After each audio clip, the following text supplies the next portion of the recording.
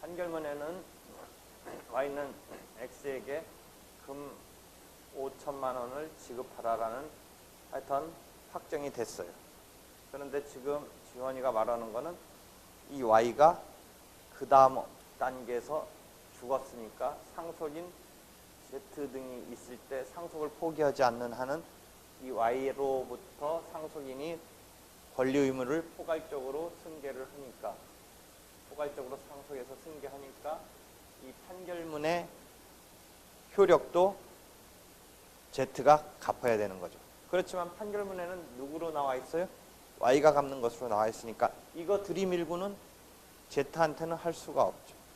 그러니까 Z가 상속받았다라는 것을 여러분이 가족관계 등록부, 옛날 호적등본 이런 것에 의해서 첨부를 해서 그쪽에서 집행문에 있어서 승계 집행문을 부여해달라고 신청을 하면 법원이 그 확인을 하고 원래 판결문 다음에 Z로 승계됐다는 것을 붙여가지고 내주면 그러면 이제 Z한테 집행할 수 있는 것이죠. 그러니까 변론 종결 뒤에 사망했을 때 나오는 상황이 있죠. 그것을 포괄승계의 경우인데 그럼 포괄승계의 경우 말고 그럼 특정승계의 예도 한번 생각해봐요. 그것도 민사소송법에서 나왔었으니까.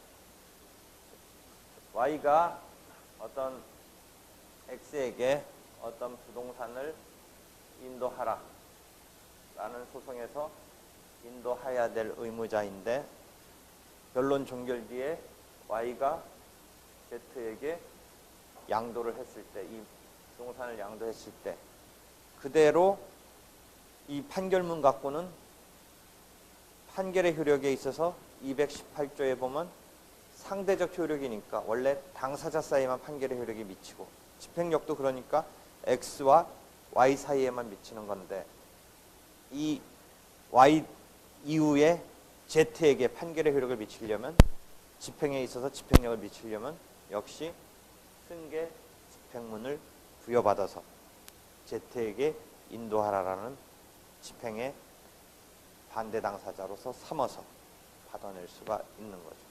변론 종결 후의 승계이죠. 그러면 변론 종결 지금 D라는 기준을 얘기하고 있는데 계속 우리가 배웠던 얘기인데 변론 종결 전에 사망이 있었다든지 변론 종결 전에 Y로부터 Z에게 넘어가면 어떻게 되겠어요? 변론 종결 전에. 지금 소송하고 있는 중이랍니다. 소송하고 있는 중이랍니다.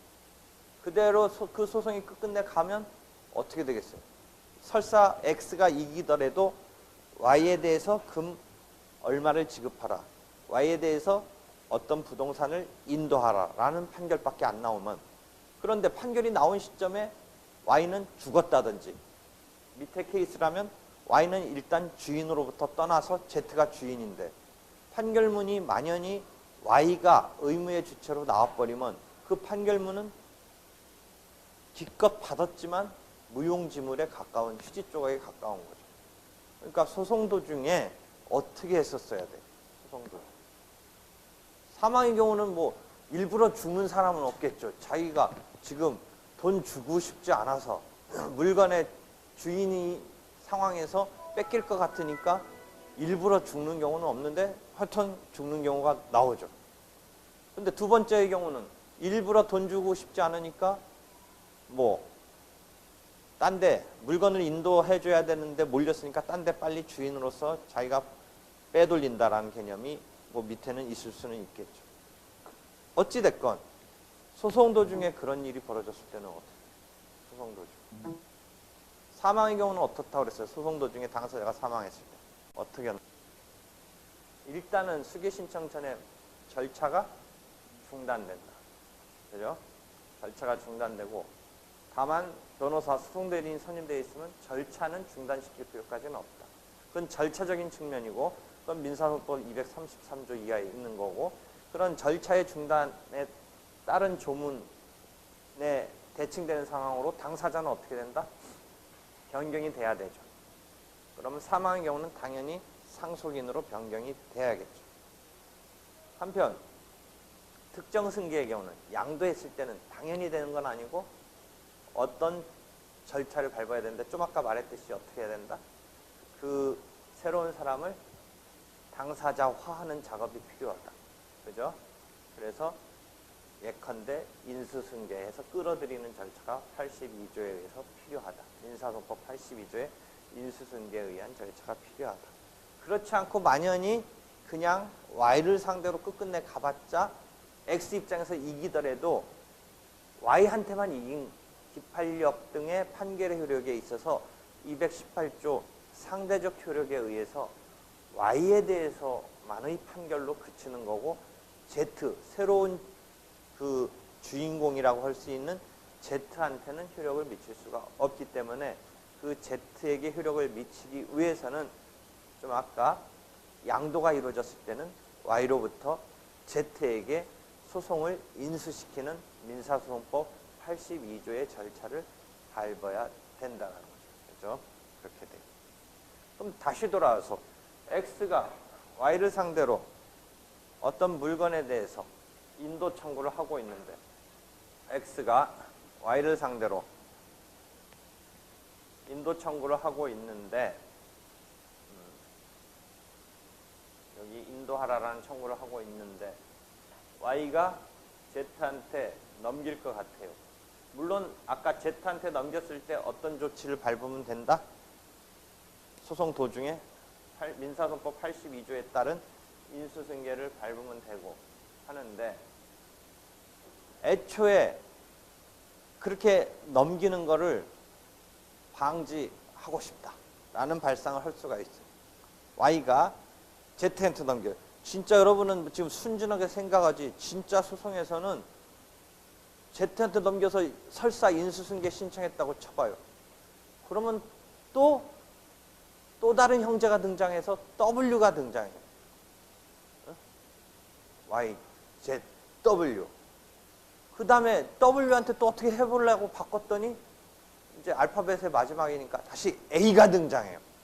가지고 A한테 또 어떻게 했더니 B가 등장해요. 그럼 밑도 끝도 없이 맨날 추적만 하고 추적해서 이제 하다가 끝난다라는 거죠. 아주 알기 쉽게 하는 법. 그러니까 X 입장에서는 이 당사자를 소송에서 묶어두고 싶어요. 그걸 당사자 항정, 조금 어려운 용어인데 항정이라고 해요.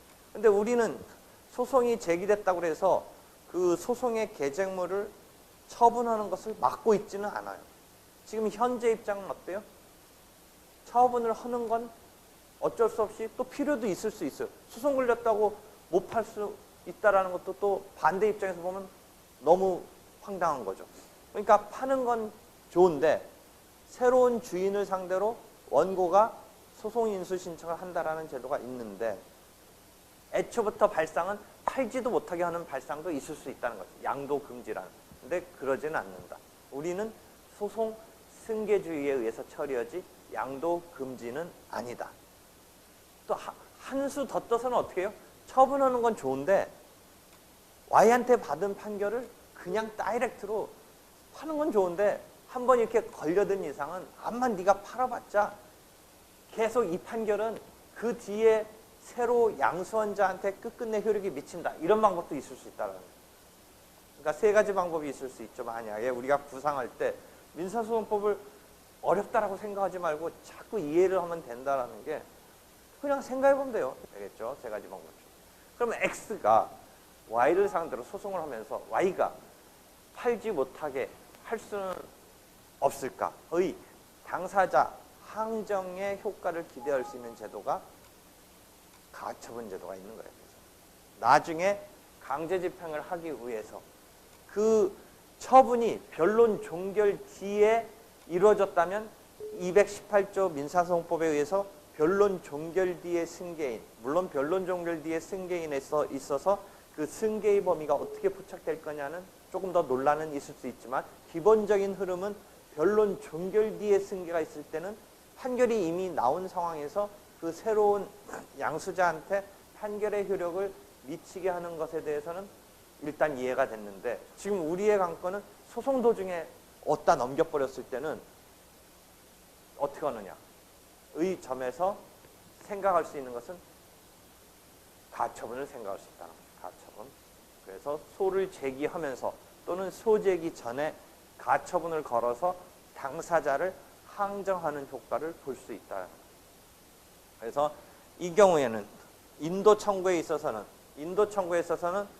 어떤 거냐? 이 물건의 인도 청구에 있어서는 이 물건의 내가 주인이라면, 내가 소유자인데 지금 점유자한테 인도를 청구하는 경우라면, 즉 임차했다가 어떤 물건을 임차했다가 임대차가 종료했으니까 내가 소유자 입장에서 임차해갔던 기간이 만료됐으니까 돌려달라고 하는 이런 류의 사건에서는 내가 소유자니까 이 사람이 이것을 처분한다라는 점에 있어서 가처분을 뭘 걸면 되냐면 점유 이전을 Y가 Z한테 하지 말라는 가처분을 걸면 돼요.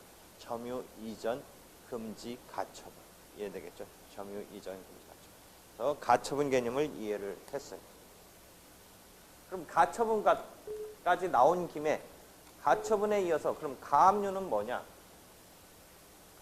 가압류는 금전 등의 청구권에 있어서 나중에 이 금전을 집행하는 데 대해서 그 의무자의 재산을 흩어지는 것을 사전에 빼돌리는 것을 막기 위해서 여기다가 압류를 거는데 앞에 가짜가 있는 이유는 아직 내가 판결 등에 의해서 권리, 돈 받을 권리가 있다라는 게 확정이 아직은 안 된 거니까 지금 단계에서는 가짜를 붙여서 가압류를 건다라고 하는 거죠. 원래 압류는 우리가 강제집행에 있어서 제일 기본적인 단계를 설명한 게 일단 강제집행이 개시되는 단계에 있어서 첫 단계는 압류를 하는 거고, 이 압류에 있어서 압류된 물건을 이제 현금화 시켜요. 현금화. 그 다음에 그 현금화된 자원에서 배당, 즉 변제를 받아서 이제 만족을 하는 거죠. 이게 강제집행의 기본적인 흐름이죠. 그러니까 강제집행이 개시된다는 건 압류를 하는 거죠, 이제. 그 다음에 그걸 현금화 시키죠. 그 다음에 배당받아서 만족을 하는 거죠. 본격적인 집행에 있어서 압류라는 용어가 여기서는 가짜가 붙었다라는 것은 아직 내가 돈 받을 자라는 게 확정된 건 아니니까 지금 본안소송을 하기에 앞서 또는 본안소송 도중에 아직 판결까지 확정되지 않은 이런 단계에서 채무자의 재산이 흩어지는 것을 막기 위해서 가압류를 건다라는 거예요. 가압류는 일반적인 금전채권 등에서 거는 거고, 가처분은 자기의 계쟁 지금 권리에 대해서 흩어지는 것, 빼돌리는 걸 막기 위해서 처분을 금지한다든지 점유 이전을 금지한다든지 하는 가처분을 거는 거고, 그래서 가압류와 가처분이 구별됐죠. 가압류와 가처분이 구별됐네. 그래서 이 정도까지 일단 기본 이론을 설명하면 되고요.